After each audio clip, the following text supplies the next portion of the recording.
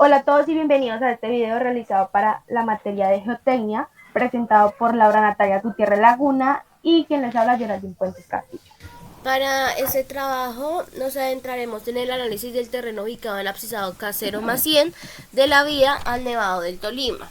Este punto específico presenta una significativa inestabilidad en el talud, que podría comprometer la seguridad de la infraestructura vial si no se toman las medidas adecuadas para solucionar dicha problemática. Dentro de este talud se ha identificado un suelo tipo limo de baja plasticidad con propiedades claves como la cohesión de 2.9 toneladas sobre metros cuadrados, con un ángulo de fricción interna de 23 grados, con saturación de 1.68 toneladas sobre metros cúbicos y con un porcentaje de humedad del 26,2%, lo que evidencia un nivel freático relevante.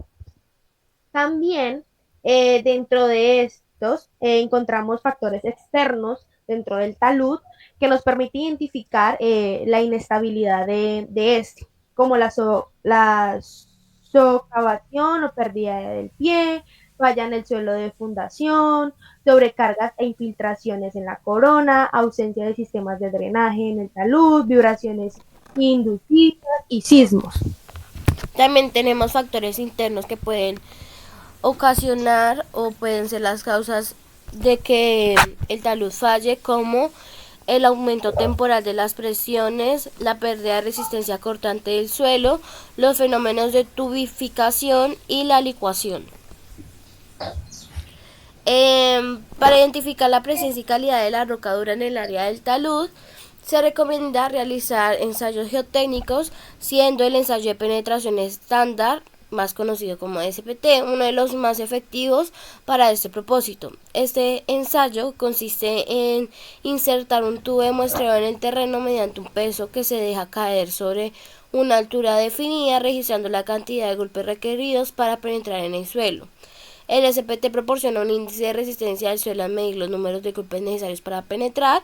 Un número bajo suele indicar suelos blandos o inestables, mientras que un número elevado sugiere la presencia de materiales más consistentes como roca dura. A través del ensayo se obtienen muestras del subsuelo que pueden ser analizados en laboratorio, permitiendo determinar no solo la resistencia, sino también la mineralogía y la estructura interna de estas. El SPT permite conocer la profundidad y la continuidad de los estratos rocosos, ayudando a identificar mejor la ubicación para la instalación de los anclajes y asegurando su fijación en las capas más sólidas y estables. Dentro de nuestra propuesta también tenemos que anclajes permanentes, los cuales son diseñados para soportar cargas y estabilizar el talud con una vida útil proyectada de más de 2 años. Y otra técnica a utilizar es la inyección repetitiva y selectiva, IRS, que mediante tubos manguito a distancias no superiores a 1 metro permitirá reforzar zonas críticas del terreno con inyecciones controladas de materiales estabilizantes. Bueno, ya estar más a fondo sobre por qué mediante este método de anclaje, pues este método más que todo depende críticamente de la identificación del estrato rocoso que habló de mi compañera anteriormente mediante los ensayos de CPT, adecuados que pueden soportar las cargas aplicadas. Así, la evaluación previa del terreno mediante ensayos geotécnicos resulta fundamental. Más que todo, pues los anclajes deben fijarse en materiales resistentes, como las rocas duras que hablamos anteriormente, para pues así garantizar que la estructura pueda soportar las tensiones que generan bajo condiciones normales y extremas. Eh, Podemos concluir que la roca dura no solo proporciona un anclaje físico robusto, sino que también minimiza el movimiento del talud frente a factores como la lluvia, la actividad sísmica, el aumento del nivel freático. También pues podemos concluir que estos anclajes se deben colocar en suelos pocos cohesivos o blandos, ya que su capacidad para resistir fallos se ve comprometida, lo que podría resultar en graves problemas en seguridad y en estabilidad de nuestro talud, como se ven identificados. Además, pues la calidad del material rocoso influye en la durabilidad de los anclajes. un estrato bien consolidado y resistente permite que los anclajes mantengan su eficacia a lo largo del tiempo, mientras que un material deficiente puede llevar a la corrosión, la degradación y eventualmente al fracaso en el sistema de la estabilización de nuestro talud. En este video explicaremos paso a paso de cómo se llevarán a cabo estas medidas, desde la instalación de los anclajes hasta la ejecución de las inyecciones, asegurándonos de alcanzar un estrato rocoso que garantice la estabilidad del talud a largo plazo. Nuestro objetivo es mostrar cómo estas estrategias no solo previenen deslizamientos, sino que también mejoran la seguridad vial, protegiendo tanto la infraestructura como a sus usuarios. Bueno, a continuación le presentaremos los planos correspondientes donde fue identificado nuestro talud a trabajar, que es en el atizado K0+100 de la vía al Nevado del Tolima. Ya identificado en nuestra sección transversal del terreno, nuestro talud, se presenta nuestro diseño de estabilización del talud utilizando la técnica de anclaje. Dentro de este diseño podemos identificar que el talud a mano izquierda, viendo hacia nuestras pantallas, presenta una grieta de tracción en el cual pues tiene riesgo de deslizamientos de inestabilidad. Entonces, por nuestro método de anclaje, es en la parte de la falla, de la línea de falla de nuestro talud, se implementaron 1, 2, 3, 4, 5, 6 anclajes, ya que cada anclaje debe estar entre 1.5 a 2 metros de distancia de cada uno de ellos. También en la superficie de la mano derecha de nuestro talud se identificaron otra falencia, otra falla, ya que pues el terreno de nosotros es limo, de baja plasticidad, pues no tiende a tener tanta resistencia, y con el objetivo de los anclajes es encontrar un tipo de roca dura para implementarlos y que tenga la resistencia de soportar el terreno. Y en este caso pues implementamos 1, 2, 3, 4, 5, 6, 7, 8, 9, 10, 11 anclajes, ya que la pendiente del talud era mayor. Y aún así, pues por los que nos rigen las normas, decía que entre 1.5 a 2 metros debería ir cada anclaje. Aquí ya identificamos pues cada uno de los anclajes, la longitud total, la zona libre, la zona de anclaje, la lechada de cemento que debe tener el anclaje hacia el interior del talud, la armadura, el tubo de protector, el bulbo de anclaje y la cabeza. Estas son las partes detalle de un tirante anclado. Y en esta sección encontramos una sección típica de un tirante anclado, ya con el bulbo, la zona de anclaje, la zona libre, la placa de apoyo. Pues en este caso pues nosotros no implementamos muro, ya que pues no lo vimos necesario, solamente implementamos el anclaje como tal con el tubo de inyección, la cabeza y las demás partes de él. Como continuación seguiremos con los cálculos pertinentes en cada uno de las partes de los anclajes, pues para tener en cuenta de cómo deben ser instalados y cuáles son los parámetros a tener a consideración en cuanto al posicionamiento y en cuanto a cómo actúa el anclaje dentro del talud para que éste cumpla la función de estabilizar pues el terreno y que no ocurra un deslizamiento. Bueno, ahora bien, hablaremos sobre los cálculos pertinentes hacia el anclaje, en el cual pues son las características mecánicas de barras, cordones y alambres según por el método de Pfister. Los cálculos de las barras del anclaje se denominan por tipo de barra. El tipo de barra pues elegimos el Digidang o similar, que este más que tiene un límite elástico de 850 y una carga unitaria de ruptura de 1050. Dentro de las barras, este documento es por este método, nos identifican una tabla que se llama características mecánicas de barra, cordones y alambres según Freezer, en el cual pues el número de barras elegido fue el de 36 de diámetro, 36 de diámetro, en el cual pues se representa en milímetros. El área, determinamos el área con el diámetro concluido, nos da una determinada área de 1017 milímetros al cuadrado. Identificamos la carga de rotura de las barras, que ese más que todo se calcula por el área, por la resistencia unitaria, que la resistencia unitaria pues son la carga, son los parámetros que nos da el tipo de acero, que son las normas francesas, en el cual que está entre 85 a 105. Dentro de ello, pues calculamos, pasamos de kilogramos fuerza a megapascales, hacemos los cálculos pertinentes de la carga de rotura. En Newton nos da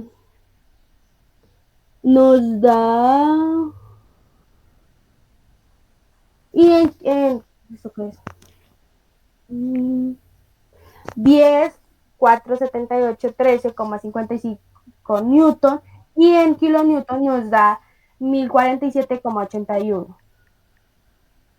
Identificamos el límite elástico de nuestras barras, que este más que todo se calcula por el área, por el esfuerzo de tracción al 0,1% de la deformación, que son los 833, o sea, son los 85 de lo del acero, pero entonces se calcula por 833 que se pasan a megapascales, para dar un límite de elasticidad de 848,23 kilonewton.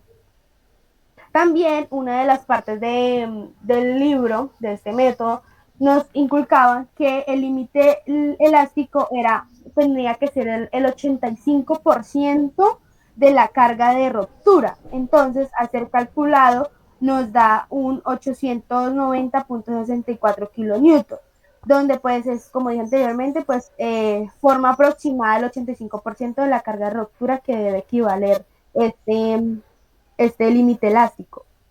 También dentro de estas barras se calcula la tracción admisible, en el cual pues más que todo se determina mediante el coeficiente 0,6, ya que pues nosotros decidimos determinar anclajes permanentes, en el cual nos da una tracción admisible de 508,94 kilonewton. Ya acá hablaremos del cálculo de los cordones, los torones, que más que todo identificamos con un diámetro de 13 milímetros, con una condición de 7 torones de 13 milímetros de diámetro, identificados en esta tabla, identificados dentro de esta tabla de las características. Una nota que se implementó, que nos nominaba el libro, era que cada torones está formado por 7 hilos, 6 de acero de 4,10 milímetros alrededor de una alma central metálica y de una alma central metálica de 4,20 milímetros. El área correspondiente a este nos da 93,06 milímetros al cuadrado, con una carga de rotura de los torones de 1181 kilonewton.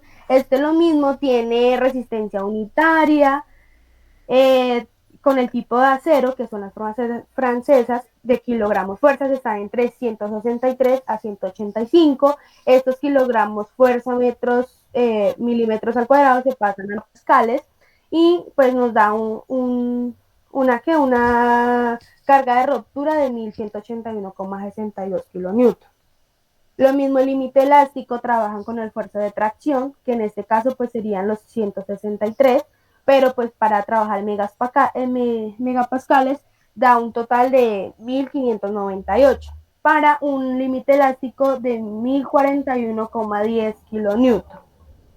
También se dice que tiene que ser aproximado al 85% de la carga de ruptura, este límite elástico, para dar un promedio de 1004,37 kilonewton.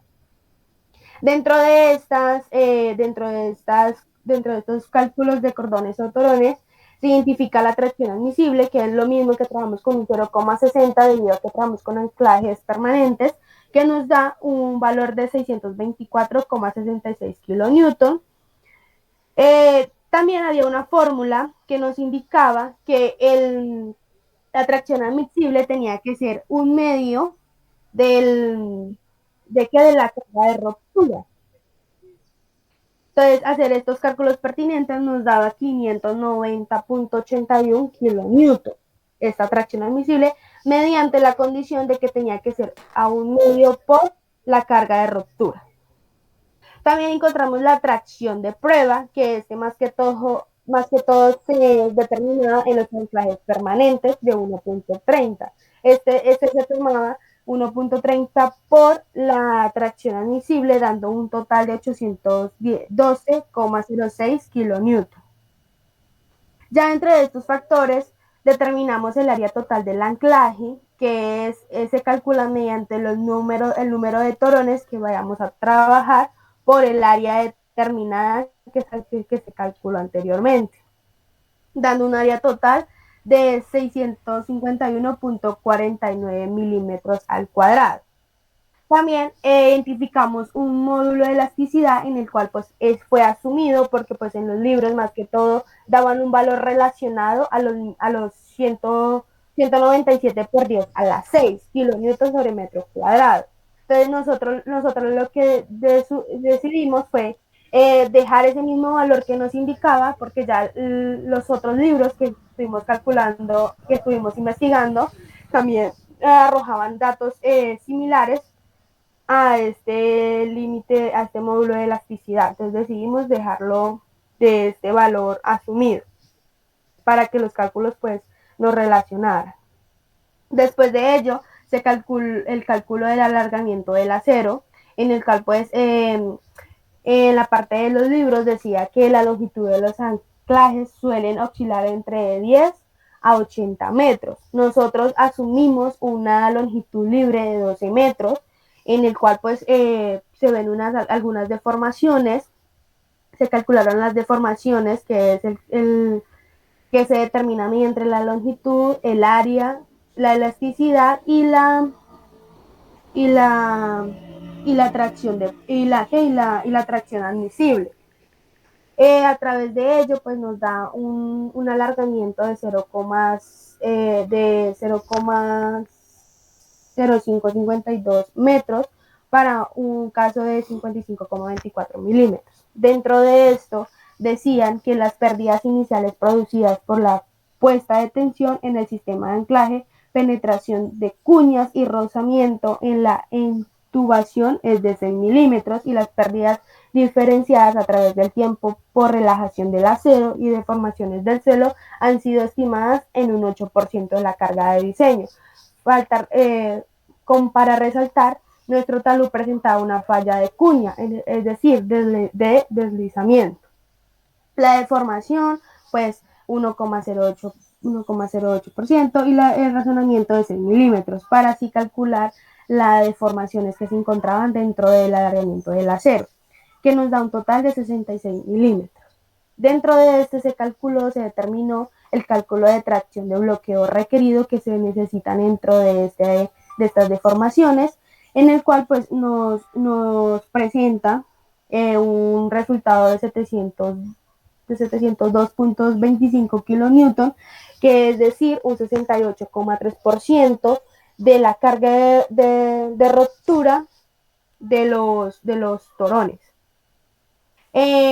También para resaltar lo que dije anteriormente en el plano, en las distancias entre anclaje es recomendable que la instalación de cada anclaje esté entre 1.5 a 2 metros para poder utilizar un coeficiente de eficiencia de 1. Para el cálculo del bulbo tenemos primero el diámetro de la perforación, que se guía en base a una tabla que nos indica según acá en el cálculo de los torones se dice que se tienen 7 torones. Por tal motivo nos vamos a la tabla y acá nos dice el número de cables, es decir, de 5 a 7. Y escogemos un diámetro mínimo de la perforación o entubada de 125 milímetros que lo pasamos a metros. Luego de ello sigue la longitud del anclaje o la longitud del adherente, que es el arrancamiento del bulbo. En esta tenemos la fórmula, que es la carga por el factor de mayoración de carga por el factor de minoración de resistencia del terreno sobre pi por el diámetro de la perforación por la resistencia media al arrancamiento. Entonces tenemos primero que, según esta tabla, el factor de mayoración de cargas, escogemos primero la categoría del anclaje. Como sabemos, es permanente y escogemos una categoría de anclaje C5. Para esto le corresponde el factor de mayoración de cargas de 1,80 y el factor de minoración de resistencia de 1,50. Para la resistencia media al arrancamiento, suponemos, o como dijimos anteriormente mientras presentábamos el diseño, que el anclaje, lo ideal sería que se ancle, valga la redundancia, a una roca sana. Entonces por ese motivo escogimos de tipo de roca unas ígneas intrusivas que tienen una resistencia media al arrancamiento de 1.5 a 5.7. Decidimos ponerle 1.5 megapascales. Luego de ello, pues realizamos los cálculos, en donde T tenemos 2,7 megapascales y nos da una longitud de anclaje de 12 metros. Se debe tener en cuenta que la distribución de las cargas a lo largo del bulbo no es constante, sino que la carga es absorbida en la primera mitad de la longitud del bulbo. Este aspecto es importante a la hora de diseñar anclajes en los cuales el bulbo atraviesa estratos de consistencias y granulometrías muy diferentes. Como tenemos una longitud de 12 metros, debemos enfocarnos en los primeros 8.4 metros para garantizar un diseño eficiente, ya que esta proporción será la que realmente contribuya a soportar la carga. El resto del bulbo tendrá una menor influencia en la resistencia global. Lo que quiere decir es que acá tenemos un gráfico en el cual va evidenciando que a medida que va avanzando en el bulbo no va a tener la misma resistencia por toda la longitud. Es decir, que al principio tendremos una de 2295 kN, después de 1836 kN, después de 1200 kN y la última de 621 kN, pues con una distancia de 12 metros. Esta es la distribución de carga y deformación del bulbo de 2700 kN, que fue el dato que tenemos acá de la carga total del bulbo. Luego tenemos la longitud de empotramiento, que la fórmula dice que la longitud de empotramiento es igual a la longitud adherente más la longitud libre sobre 2. Y eso nos da una longitud de empotramiento de 18 metros. Luego, en el libro nos indicaba unas comprobaciones de estabilidad.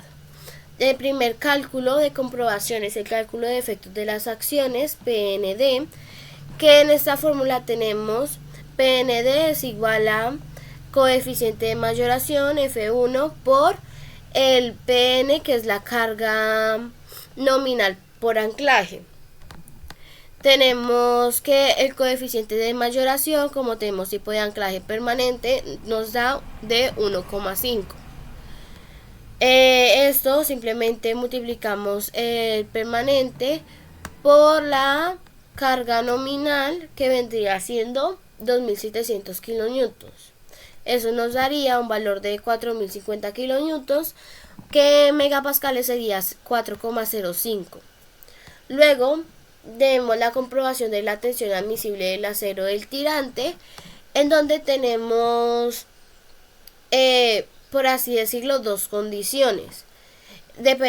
Tenemos dos fórmulas de cada tipo de anclaje, es decir, tenemos una primera condición que es que PND, que es el cálculo de efecto de las acciones, debe ser menor o igual a la sección del tirante por el límite de rotura del acero sobre 1,30.